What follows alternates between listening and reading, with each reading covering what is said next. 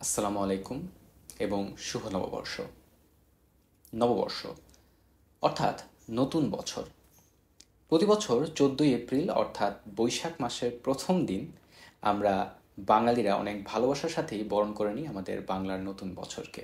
কিন্তু এই নববর্ষ উদযাপনের মধ্যেও কিন্তু বাঙালিদের মধ্যে অনেক বিভেদ রয়েছে। অনেকে বলে এই পহেলা বৈশাখ উদযাপন এটা আমাদের বাঙালির হাজার বছরের ইতিহাস। আবার অনেকে বলে যে কই, এটা তো বাঙালিদেরই ইতিহাস না। তাহলে কোনটা সঠিক? চলুন আজকের ভিডিওতে আমরা সেটাই জেনে আসার একটু চেষ্টা করি। আচ্ছা, এই বিষয়ে যদি আমরা জানতে চাই তাহলে প্রথমে কিন্তু আমাদের বাংলা নববর্ষের ইতিহাস সম্পর্কে একটু ঘাঁটতে হবে। অনেকেই বলে থাকে যে বাংলা নববর্ষের প্রবর্তক আসলে সম্রাট আকবর, কিন্তু তথ্যটি সম্পূর্ণ সঠিক নয়।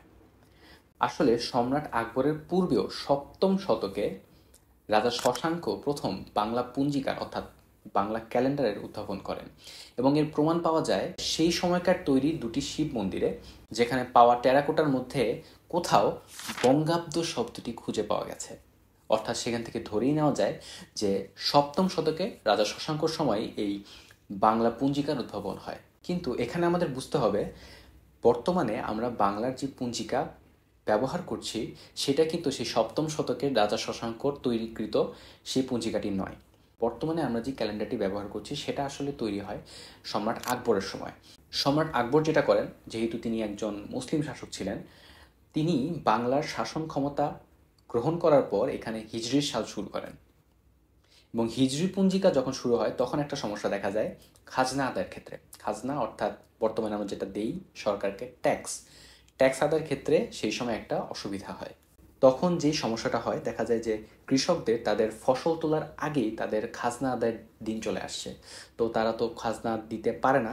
তখন তিনি যেটা করেন, তৎকালীন বিশিষ্ট একজন জ্যোতির্বিদ এবং চিন্তাবিদ ফতেউল্লাহ সিরাজিকে তিনি দায়িত্ব দেন যে এই তার শাসনকালের পূর্বে চলে আসা সৌর পঞ্জিকা এবং তার শাসন থেকে শুরু হওয়া চন্দ্র পঞ্জিকা, এই দুইটাকে মার্চ করে একটা নতুন পঞ্জিকা তৈরি করার জন্য। এবং তিনি প্রথমেই বাংলার নতুন যে পঞ্জিকাটা সেটা তৈরি করেন। সো শুধুমাত্র খাজনা আদায়ের সুবিধার জন্যই সম্রাট আকবর 1584 সালের 11ই মার্চ থেকে তিনি এই বাংলার নতুন যে পঞ্জিকা সেটা চালু করেন এবং তৎকালীন সময়ে এর নাম ছিল তারিখে এলাহি। এবং বর্তমানে আমরা যে বৈশাখ, জ্যৈষ্ঠ, আষাঢ়, শ্রাবণ এই মাসগুলো ব্যবহার করে থাকি তখন কিন্তু সেই মাসগুলো ছিল না, তার অন্য নাম ছিল। কিন্তু বর্তমানে আমরা যে পহেলা বৈশাখ পালন করি সেটা কিন্তু সেই সময় সম্রাট আকবর পালন করতেন মিষ্টান্নমুখ বিভিন্ন সাংস্কৃতিক অনুষ্ঠানের মাধ্যমে তিনি সেটা পালন করতেন। কিন্তু প্রজারা কতটা পালন করতেন সেই সম্পর্কে আমার কোনো ধারণা নেই।